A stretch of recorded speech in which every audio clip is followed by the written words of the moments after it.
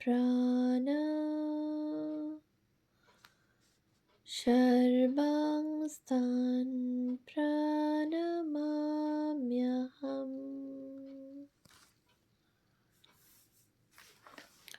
পূজনীয় স্বামী গম্ভীরানন্দজি মহারাজের রচনা অখণ্ড শ্রী রামকৃষ্ণ ভক্তমালিকা গ্রন্থ থেকে পাঠ। পৃষ্ঠা সংখ্যা 431। পূর্ণচন্দ্র ঘোষ। পূর্ণচন্দ্র সরকার বাহাদুরের অর্থ বিভাগের কর্মচারী ছিলেন। সেজন্য বৎসরে অর্ধেক সময় তাহাকে সিমলা শৈলে থাকিতে হইত। ভারত রাজধানী দিল্লিতে স্থানান্তরিত হইবার সঙ্গে পূর্ণচন্দ্রের কর্মস্থলও তথায় চলিয়া যায়। দিল্লিতে অবস্থানের কাল হইতে তাহার জ্বর হইতে থাকে এবং সিমলা শৈলের বিশুদ্ধ স্নিগ্ধ বায়ুসেবনেও সেই জ্বরের হ্রাস না হইয়া দিন দিন উহা বৃদ্ধি পাইতে থাকে। সিমলা হইতে তাহাকে কলকাতায় আনা হয়। এখানে তিনি প্রায় 6 মাস শয্যাগত থাকিয়া দেহত্যাগ করেন। অন্তরে সন্ন্যাসী পূর্ণচন্দ্র এই সময়ে সহধর্মিণীকে চিন্তিতা দেখিয়া বলিয়াছিলেন, আমরা কি সংসারের অন্য লোকের ন্যায়? আমরা যে সর্বতোভাবে ঠাকুরের। আমার জন্মিবার পূর্বে যিনি তোমাদের আহার দিয়ে রক্ষা করেছেন, আমার মৃত্যু হলে তিনিই তোমাদের রক্ষা করিবেন, দেখবেন। অশেষ রোগ যন্ত্রণার মধ্যেও তাহার দেহ মনে একটা অপূর্ব শান্তি বিরাজিত থাকিত। তিনি বলিতেন যে তাহার শয্যা পার্শ্বে শ্রীরামকৃষ্ণদেব সর্বদা বসিয়া আছেন। গৃহস্থ জীবনের কর্তব্য তিনি যথাবিহিত সম্পাদন করিয়াছিলেন। পুত্র কন্যাদের শিক্ষা ও লালন পালন, কন্যাদিগকে সৎপাত্রে দান, বন্ধু বান্ধবদের যথোচিত সাহায্য ও সম্বর্ধনা এবং কনিষ্ঠ ভ্রাতাদের স্নেহ ইত্যাদি সমস্ত বিষয়ই তিনি নিখুঁতভাবে করিয়া গিয়াছেন। কিন্তু আশ্চর্যের বিষয় এই যে বহুরূপে কার্যে ব্যাপৃত থাকিয়াও তিনি শ্রীরামকৃষ্ণ বা গুরু ভ্রাতাদিগকে ভুলেন নাই। শ্রীযুক্ত কুমুদবন্ধু সেন লিখিয়াছেন, কি প্রাতঃকালে কি সন্ধ্যাকালে ঘণ্টার পর ঘণ্টা এক সঙ্গে থাকিয়া দেখিয়াছি তিনি শ্রী শ্রী ঠাকুরের প্রসঙ্গ লইয়াই থাকিতেন। আবার অধিকাংশ সময়ে তিনি গম্ভীরভাবে শ্রোতার মতো থাকিতেন। মাঝে মাঝে দুই একটি কথা বলিয়া প্রসঙ্গের মাধুর্য বৃদ্ধি করিতেন। কলকাতায় অবস্থানকালে পূর্ণবাবু প্রতি রবিবারে বেলুড় মঠে যাইতেন। সেখানে প্রায়ই একাকী বসিয়া হাসি মুখে চুরুট টানিতেন। মাঝে মাঝে কাহারও সহিত দুই একটি বাক্যালাপ করিতেন, তাও ভাষা ভাষা। লক্ষ্য করিলে দেখা যাইত যেন অন্তর্মুখভাবে বসিয়া আছেন। তাহার বাড়িতে অধিকাংশ যাহারা আসিতেন তাহারা ঠাকুরের ভক্ত। শ্রীযুক্ত মাস্টার মহাশয় অনেক যুবক ছাত্র ভক্তকে তাহার নিকট পাঠাইয়া দিতেন এবং পূর্ণবাবু তাহাদের সহিত আলাপ পরিচয় করিতে বিশেষ ভালোবাসিতেন। বিশেষ যেসব যুবক সংসার ত্যাগ করিয়া শ্রীরামকৃষ্ণ মঠে সন্ন্যাসী হইবার জন্য দৃঢ় চিত্ত হইতেন, তাহাদের দেখিলে তাহার আনন্দের সীমা থাকিত না। উদ্বোধন 1354, 361 পৃষ্ঠা। শ্রী শ্রী ঠাকুরের অন্তরঙ্গ সন্ন্যাসী সন্তানগণ পূর্ণবাবুকে বিশেষ শ্রদ্ধা করিতেন এবং নবাগতদের নিকট তাহার পরিচয় প্রদানকালে পূর্ব কথা স্মরণ করিয়া অভিভূত হইয়া পড়িতেন। স্বামীজির আমেরিকা বিজয়ের সংবাদে যখন দেশ উল্লসিত, তখন পূর্ণবাবু প্রত্যেক অপরাহ্নে বলরাম মন্দিরে যাইয়া সংবাদপত্রগুলির খবর স্বামী ব্রহ্মানন্দ প্রভৃতিকে সাগ্রহে শুনাইতেন এবং তাহারাও স্বামীজির পত্রাদি তাহাকে পড়িয়া শুনাইতেন। ওই প্রসঙ্গে পূর্ণবাবু হয়তো কিছু বলিতেছেন, এমন সময় অপর কেহ ব্যস্ত হইয়া নিজ বক্তব্য পেশ করিতে চাহিলেন। অমনি মহারাজ প্রভৃতি বাধা দিয়া কহিলেন, পূর্ণ যখন কথা বলবে তোমরা চুপ করে শুনবে। 1897 খ্রিস্টাব্দে স্বামীজি কলকাতায় ফিরিলে তাহাকে যখন শোভাযাত্রা সহকারে লইয়া যাওয়া হইতেছিল, তখন তিনি কর্নওয়ালিস স্ট্রিটে পূর্ণবাবুর গৃহের সম্মুখে গাড়ি থামাইয়া পূর্ণবাবুকে ডাকিতে স্বামী ত্রিগুণাতীতানন্দকে পাঠাইলেন। পূর্ণবাবু সকালে শিয়ালদহ স্টেশনে ভিড়ের এক পার্শ্বে দাঁড়াইয়া অভ্যর্থনার আড়ম্বর ও স্বামীজিকে দর্শনান্তর গৃহে ফিরিয়া অফিসে যাইবার আগে স্নান করিতেছিলেন। স্বামীজির আহ্বানে ওই অবস্থায় বাহিরে আসিলে স্বামীজি সাদর সম্ভাষণ জানাইয়া তাহাকে বিদায় দিলেন। দিল্লি ও সিমলায় থাকাকালেও তিনি গুরুভ্রাতাদের সহিত যোগাযোগ রাখিতেন। স্বামী তুরীয়ানন্দ একবার কাশ্মীর ভ্রমণান্তে তাহার সিমলার বাড়িতে অতিথি হইয়াছিলেন। এতদ ব্যতীত অপর অনেকেও তথায় গিয়াছিলেন এবং অনেকের সহিত তাহার পত্রালাপ ছিল। কাহাকেও অর্থাদি দ্বারা তিনি সাহায্য করিতেন। গিরিশবাবুর দেহত্যাগের কিছু পূর্বে পূর্ণ তাহার শয্যাপার্শ্বে উপস্থিত হইলে গিরিশ করজোড়ে বলিলেন, ভাই, আশীর্বাদ করো যেন প্রতি মুহূর্তে ঠাকুরকে স্মরণ করিতে পারি। জয় রামকৃষ্ণ। পূর্ণ কোমল স্বরে উত্তর দিলেন, ঠাকুর আপনাকে সর্বদাই দেখছেন, আপনি আমাদের আশীর্বাদ করুন।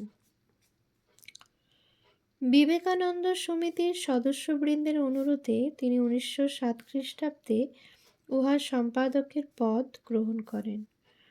কলকাতায় অবস্থানকালে তিনি প্রায়ই সন্ধ্যা সমাগমে শঙ্কর ঘোষ লেনে সমিতি ভবনে যাইয়া স্বয়ং ঠাকুরঘরে ধ্যানে বসিতেন এবং অপর সকলকে ওই বিষয়ে উৎসাহ দিতেন।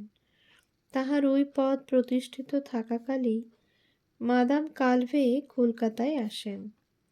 পূর্ণবাবু সমিতির মুখপাত্র হিসাবে সভ্যগণ সহ গ্র্যান্ড হোটেলে যাইয়া তাহার সহিত সাক্ষাৎ করেন এবং স্বামীজির বিভিন্ন ভাবের ফটো তাহাকে উপহার দেন। ওই পদে তিনি 1 বৎসর অধিষ্ঠিত ছিলেন। অতঃপর সিমলা চলিয়া যাওয়ায় উহা ছাড়িয়া দিতে বাধ্য হন।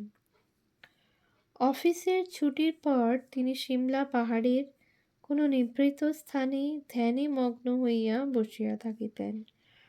গৃহে ফিরিতে অনেক রাত্রি হইয়া যাইত। সেখানে গুরুভ্রাতারা ছিলেন না, আশ্রমাদিও ছিল না। সুতরাং শ্রীগুরু স্মরণ মননের উপায় এতদ্ভিন্ন আর কি হইতে পারে?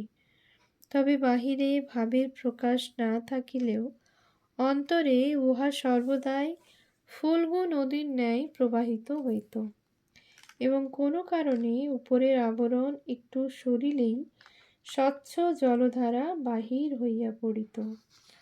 দৃষ্টান্তস্বরূপে বলা যাইতে পারে যে প্রফুল্লকুমার ব্যানার্জি মহাশয় একদিন সিমলার বাড়িতে উপস্থিত হইয়া দেখিয়াছিলেন যে শ্রীযুক্ত পুলিন মিত্র ভগবৎ সঙ্গীত করিতেছেন এবং পূর্ণবাবুর 2 চক্ষে ধারা বহিতেছে। ইহার পরেও অনেকক্ষণ তাহার চক্ষু লাল হইয়াছিল। অপর একদিন ভ্রমণের সময় তাহাকে আনমনা দেখিয়া পার্শ্বস্থ এক ব্যক্তি জানিতে চাহিয়াছিলেন যে তাহার দেহ বোধ আছে কিনা। ইহার উত্তরে পূর্ণবাবু গলায় হাত দিয়া বলিয়াছিলেন যে উপরের অংশটিরই শুধু আছে, নিম্নের কোনো বোধ নাই। ফলত তিনি অধ্যাত্ম ভূমিতেই নিত্য প্রতিষ্ঠিত ছিলেন। তবে ব্যবহারিক দৃষ্টিতে দৈনন্দিন জীবনেরও একটা ধারা ছিল। অবসর সময়ে তিনি পড়াশোনা যথেষ্ট করিতেন এবং সুন্দর প্রবন্ধ লিখিতে পারিতেন। ব্যায়াম আদির ফলে তাহার শরীর বেশ সবল ও সুদৃঢ় ছিল। সিমলা পাহাড়ে গোরাদের অন্যায় অত্যাচারের প্রতিবাদকল্পে তাহাকে দুই একবার এই শক্তি প্রয়োগও করিতে হইয়াছিল, এবং জয় হইয়াছিল তাহারই। ৩৫-৩৬ বৎসর বয়সে কঠিন রোগে পূর্ণবাবুর জীবন সংশয় উপস্থিত হইলে স্বামী প্রেমানন্দ তাহার শয্যা পার্শ্বে বসিয়া এক দিব্য ভাবে আবিষ্ট হন। তদবধি রোগের গতি পরিবর্তিত হইতে থাকে এবং তিনি শীঘ্রই সুস্থ হন। প্রেমানন্দ মহারাজ পরে বলিয়াছিলেন, ছেলেমেয়েরা খুব কম বয়সে বলে ঠাকুর ওর পরমায়ু বাড়িয়ে দিলেন। পূর্ণ দেশপ্রেমিক ছিলেন এবং স্বাধীনতা সংগ্রামের মর্যাদা বুঝিতেন।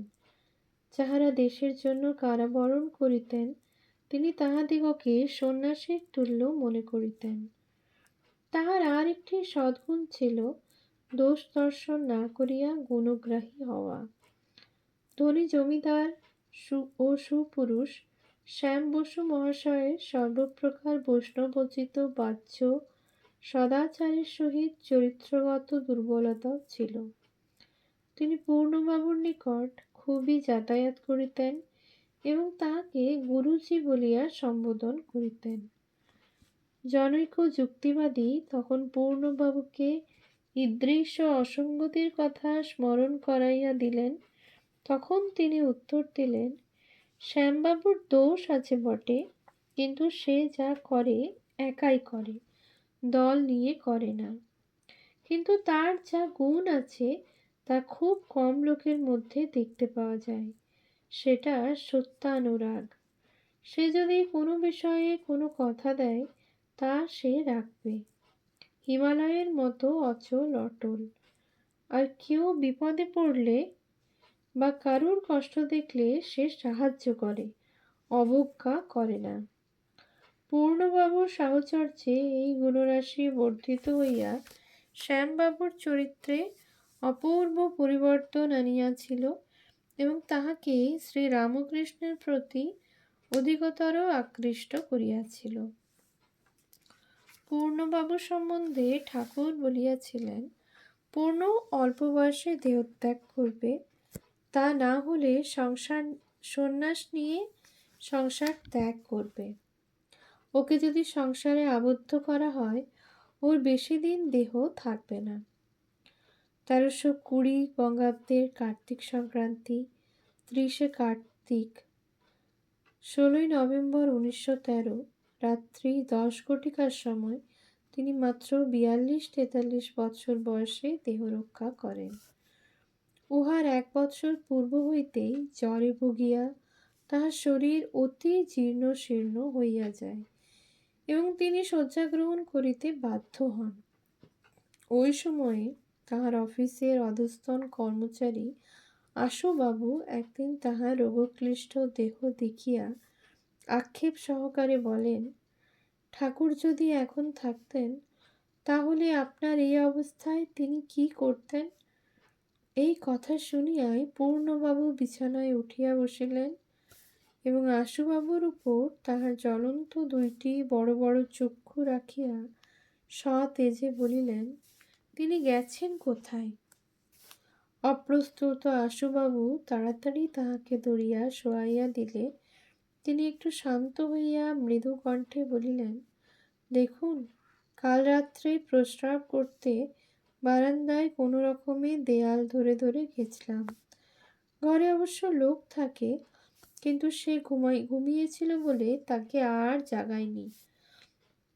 একাই ওইভাবে বারান্দায় যাই, কিন্তু ফেরার সময়ে উঠে দাঁড়াতেই মাথাটা ঘুরে গেল, আর একটু হলেই পড়ে যেতাম। ঠিক সেই সময় ঠাকুর এসে আমায় ধরে এনে বিছানায় শুইয়ে দিয়ে গেলেন। দেহত্যাগ তাহার অতি শান্তভাবেই হইয়াছিল। বাড়ির কেহ বুঝিতেই পারেন নাই। মুখে তখন তাহার দিব্য কান্তি ও শান্তি। ব্রহ্মতালু তখনও গরম।